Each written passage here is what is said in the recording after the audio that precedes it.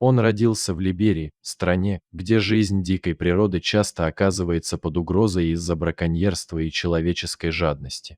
С первых лет своей жизни Руби пережил настоящее потрясение, он стал свидетелем жестокой расправы над своими родителями и всей семьей. Перед его глазами его родных зверски убили, а самого маленького, беззащитного малыша заковали в кандалы.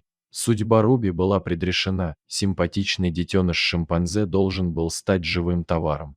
Браконьеры знали, что на таких, как он, есть большой спрос среди богатых клиентов, которые готовы платить огромные деньги за экзотических животных. Руби оказался одиноким и беспомощным. Шимпанзе, как и люди, крайне социальные существа, и утрата семьи стала для него невыносимым испытанием. Он плакал, он скулил, он замыкался в себе, пытаясь хоть как-то справиться с одиночеством. Казалось, что его жизнь обречена. Но судьба сделала крутой поворот.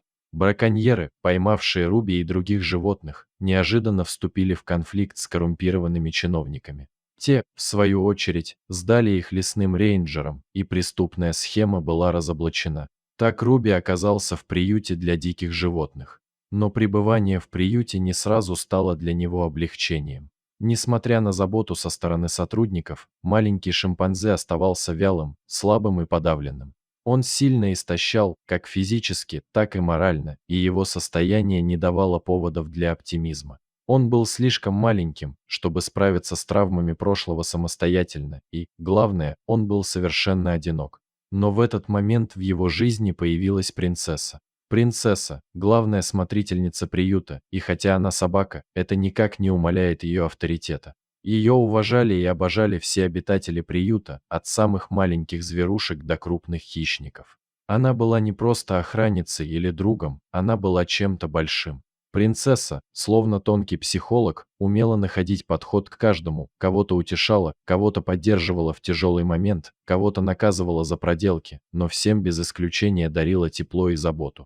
Она стала для Руби тем, кто был ему больше всего нужен, приемной матерью. С первых дней принцесса взяла Руби под свою опеку. Она не отходила от него, согревала своим теплом, защищала и оберегала. Она словно чувствовала, что он пережил, и старалась восполнить ту пустоту, которую оставила утрата семьи. Постепенно Руби начал возвращаться к жизни. Он учился доверять, он учился радоваться, он учился жить заново. Принцесса стала для него всем: другом, защитником, наставником, матерью. Под ее чутким руководством маленький шимпанзе восстановился физически и, что еще важнее, обрел душевное равновесие. Специалисты знают, как трудно шимпанзе справляться с посттравматическим стрессом. Многие из них не выживают, даже находясь в самых лучших условиях.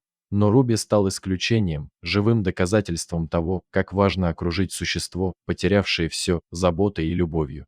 Когда принцесса убедилась, что Руби окреп и снова готов быть частью своей стаи, она подвела его к другим шимпанзе. Она словно говорила ему: «Теперь ты готов. У тебя есть твоя семья». А потом тихо отошла в сторону, оставив малыша осваиваться с сородичами. Но на этом ее работа не закончилась. Принцесса вернулась к своим обязанностям – помогать другим сироткам, которые, как и Руби, нуждались в тепле, поддержке и любви. Она продолжала быть символом надежды для тех, кто потерял все, доказывая, что сострадание и забота могут исцелить даже самые глубокие раны.